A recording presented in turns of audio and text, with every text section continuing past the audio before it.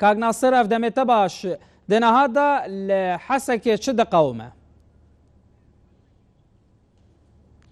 سلااو و حرمەت جیوە و هەموو تەماشەوانên تەلەڤیزیۆنا وەرە gelek پێنج ڕۆژ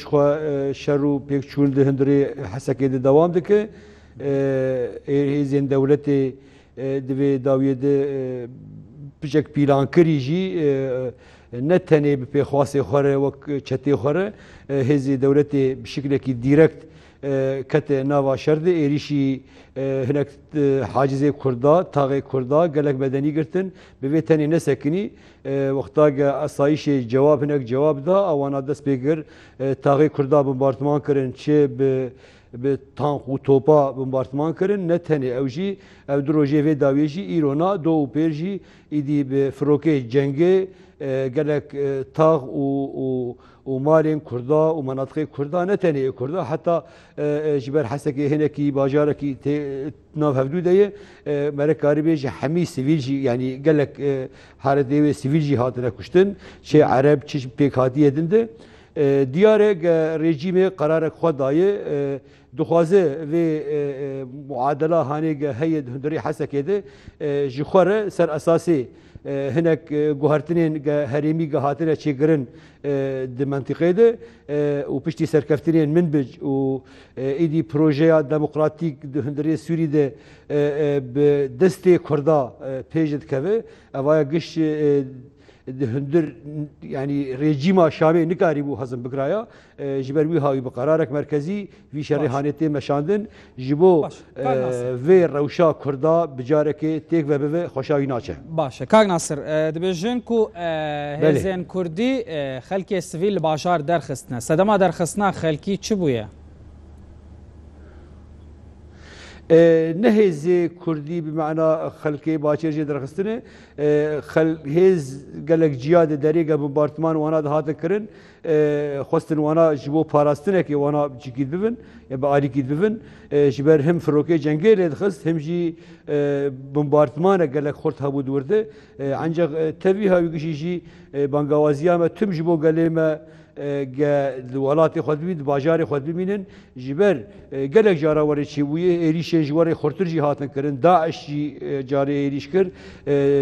hêzên yani yekîniyê parasnagel û jin û asayiş û hêzên cewherî û hemî hêzên xweseriya demokratîk jî evana giş bi hevdûre karin bi rastî ne tenê wî milletê hanê parêsin dikarin cewaba êrîşê dijminane hesekê de çi rejîm û çi pêxwasî rejîmê dikin karin wê bersivê bidin. Wê çaxê hûn tenê dîfa ji xelkê sivîliyê Kurd dikin li hesekê.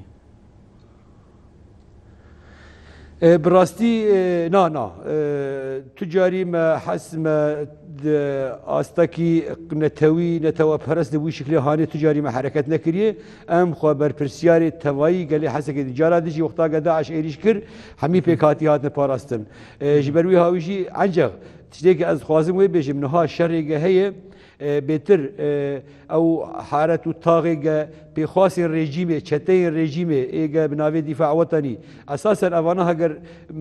naskirina wana pir muhim e ji ber ev çetê bi rejîmê kar dikin evana demekê Daeş bûn demekê Zîlamê rejîmê bûn niha jî dîsa vegerin yani Zîlamê rejîmê bû şiklê hanê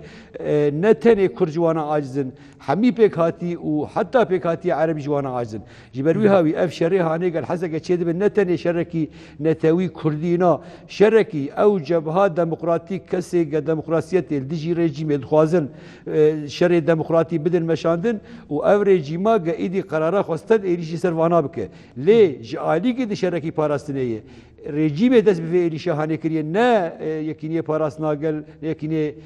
parasnagel û yekînê parasnajin neme dest pê kiriye nev terefê din ê Kurdî dest pê kiriye ancak bi tekîd ji bo parastina hemî pêk hatiye navê ji ber wê de ew hare û taxê gevan pêxwast êge bûne bi rastî mistenqeek ji bo ev hêzên dijî gel ge kar dikin niha şer û pevçûn diwan derana de ji bo paqişkirina wan haretayê. Kak Nasir yani di demên borî da hûn bi wekî dahatin tometbarkirin ku hûn nêzî rejêmê ne yani madem hûn nêzî rejêmê ne ev şer çima derket جخوا ام نزی رژیم بانقت و شر در نکت بایا لی ام و اشکرت بجن ام نوک معارضه یا مخالفت یا اپوزیونا سوری کار دکن جبو سلطه که یا ام بفن سلطه یا ام جی بشار اسد ربین رابش بو ام شونا درونین ام هناك هیم فراتر روجا عولد ام ويد فكرن ام دبيجن ام ملتي خود باريزن ام جواكتا خود باريزن ام بالتوائي جوهرتنك جدي راديكال التوائي سوري لازم نتني سلوكي جمهورية دي سيستما و دولتنا تو ايقد هندري روجلاتان نافين دي هاتن تشيكريج دما سايك سبيكو ورد دي اف سيستم بالتوائي غيرك بي جوهرتن ارمانجك ما يوها هي جبروي هاويجي هناك جبو اهداف السياسي ارماج السياسي قهما واتهام ذكر قهما واتهام لي از خوازم وي اشكره بيجم ام هزك سياسينا هزك دزانن ارمانج ملتي ما چيه نسر اساسكي نتو پرستكي بو شكل هاني نسر اساسكي نجات پرستي نسر اساسكي طائفي ديني في هاويجي نا لغوري داخوازي حمی پیک هاتی چاوا پورجیان بکن لهندره پیلانکی خویایی دیاری پر اشکره ام حرکت دکن بروی هاوی لازم بوید هندره وی پیلانی ده مبدا عشر شرکر هندره وی پیلانی ده ام رژیم شرکری ده هجارا تو مشکلات می او تنهی انجا تجاری ام قوتك وري عبثي وشدتك هما لكب بشي شكلي هاني بنا كسينيك له بالتاكيد ارمانجك مجوي شدتي هي كاغ ناصر هلوست امريكا لسر في كي تشاواي وزاره براواني دبيجه كو ايشف دا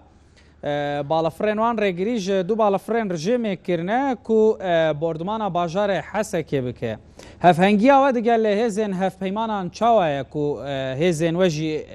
نافا به هف بيمانتي دانا بالتاكيد هف بيمانيه هي دورتها قوى هزن سوريا ديمقراطيك وقوارسيونا نامنا توي آلدجي داعشي انجغ حتى انها جهاز نامنا توي وري بشكلكي اشكره بشكلكي رسمي بشكلكي فعلي رسمي تشتك نهاتي اغوتن بل ديوان نوچه هاني بلكي هناك تصريحات بنتاغون دهاتن هناك تصريحات مسؤولين امريكي دهاتن ياجي دراغياندني دغلك هاتن غوتن انجغ رسمي وك رسمي تشكشنا نهاتي غوتن و شورمندن امريكي اوين كل سر عردنا بورانا او تشد بيجن السيرفي يكي işte avana و karış وانا بپرسن يعني بالتاكيد ام ويد كارم بيجن جاءوا بلانكي دولتي مركزيه تاثيرات دولتي اقليمي وتركي تدهنه هجر مرا هلوست ريجيم سوري اشكره ببين ايجا دقلك بيانات درخستن وهناك هناك بيفين واخافتنين دو اردوغان هندري خطابك ذكر براستي مركاري بيجي هم عيني اهنجيك برمزن هردو ناف هفدود حركات ذكر اتهام به حركات مسألة ابوجيتيه تبقى هردو هيزي دزانن هردو دولتي دزانن علاقه شاواي تشلويا تشقاس هيزك مستقله تبي هاويجي كذكر او هالوست هيز نافنا توي تحالفات دولين قوارسيونا توي براسي ازنا دكارم جديفلاوان بيشم ونجي تستكمل قالك باشا يعني افي شرح حسك تو باندوري والسر هيزن وهبه بتايبتي اوين كودنا هذا المنبجنا وهروا وبلان دانيه كو حمله بابجي ورد سبيكرن يعني وي كاريگريه كبا كون وان شروانان لوي دريفكشنن د حمله ياخذ في شرح حسك دا باجدار بن ناخذ مشكله تقلك فركر از ناخذ زيد ابو فربونا هاني هرم هناك بچك شاشتيد مساله دادانه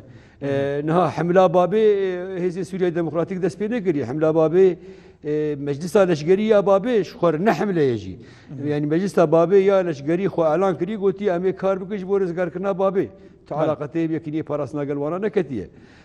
هزين من بيجي اوبراسيون كان باشوري من بيجي او اناجي خو بالتواي قصده او قوتي ودرا يعني موقعي خو جي خو الودرا قش راقي رادستي مجلس من بيجي لشگری كرن لشگرين المجلس من بيجي لشگری الودرا كارتك الودرا حسا كده يكيني فراسناقل وأصايش وهزين منطقي وحتى هزين قصدي اوانات هندري في كاري هانده تو مشکلات کوی تو نیه